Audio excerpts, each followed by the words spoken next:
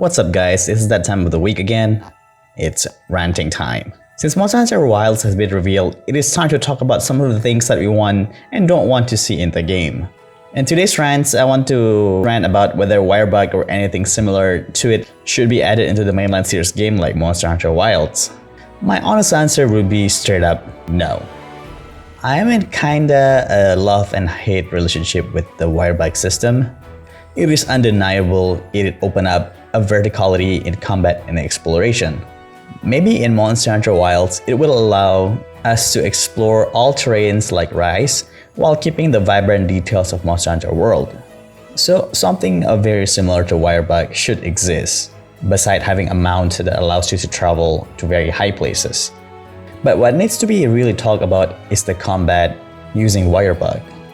On one hand, we are able to feel how strong a hunter can be if they can move as fast as the monsters and covering a great amount of distance in such a short amount of time, while having a crazy amount of movesets available that really suits each hunter. On the other hand, these stuff are really nice since we're feeling very powerful as a player, but we are so powerful that many monsters in the game feel relatively trivial. Maybe except the endgame monsters, but even that, if you play in multiplayers, usually they become very easy too.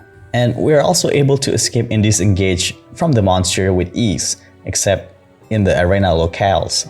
I really miss the feeling of a Monster Hunter world where you can feel that the monster is in your back when you're running away trying to get yourself together and recover. Also, what I really hate about Wirebugs is that it makes Instaglyph to be less attractive, since due to the Wirebug, all of the other weapons are able to do some air combat to a certain capacity, while previously, the Instaglyph is the king of aerial combat. From what I've talked about, this in my opinion makes Monster Hunter Rise to be the easiest Monster Hunter game to date. Vertical combat should return, but it shouldn't be as free as how it is on Rise. But I believe it has to be restricted by certain terrain and should be a bit risky to continuously going into the air. And make sure you can't escape the monster that easily. Since we're still in the Wirebug topic, I just want to talk a little bit about the Wirebug moves or the switch skills. The Wirebug moves I think they're actually needed. And I truly believe some of them should be implemented as a permanent moveset for the weapons in Monster Hunter Wild. Since in World, if I'm not mistaken, the weapon power levels are so different compared to each other in terms of damage.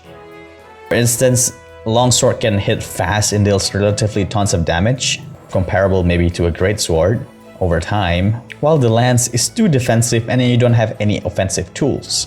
The addition of Wirebug moves makes some of the less offensive weapons able to do better damage, like the lance, sword and shield, and maybe even hunting horns. My favorite being the Shoryuken counter for sword and shield, as it allows you to do a lot of blunt damage and stuns build up that really helps the weapon to be more explosive. In World, sword and shield power was relatively low, and it has the benefits that you're able to use like potions while you have your weapon out. But that alone is not making the sword and shield to be that good of a weapon.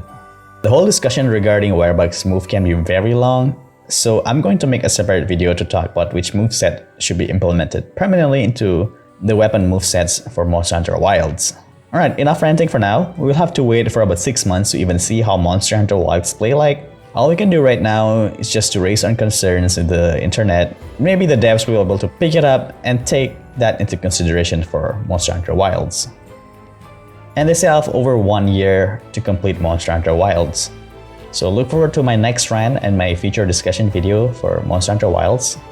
I'm going to make lots of speculations and wishes for Monster Hunter Wilds, so subscribe to get notified for that. To the next rant, stay sharp hunters.